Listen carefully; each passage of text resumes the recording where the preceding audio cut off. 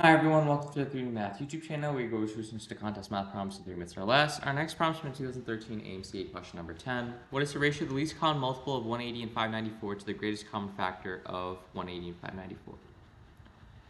So to find the least, we need to find the LCM, and we need to find the GCF.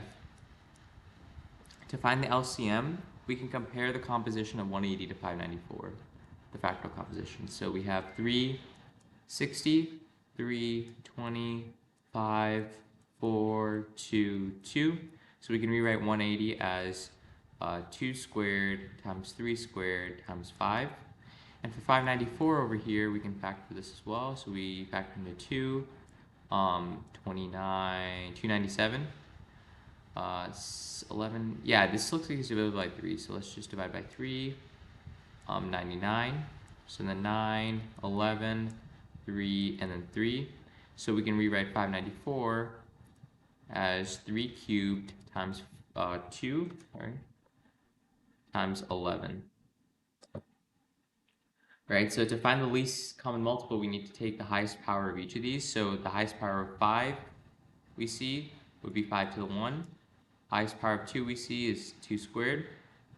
The highest power of 3 we see is 3 cubed. The highest power 11 we see is 11 to the power 1. So this is your LCM right here. Now to find the greatest common factor, we can compare these as well. Well, I see only 2. The lowest one I see here is 3 squared. So I see a 3 squared. I see 1 power of 2. That's the greatest common we can get from there. And that's about it right there. So this is your GCF. What is the ratio? So we want to divide the LCM by the GCF, which means we want to do 5 to the 1 times 2 squared times 3 cubed times 1 to the 11th divided by 3 squared times 2.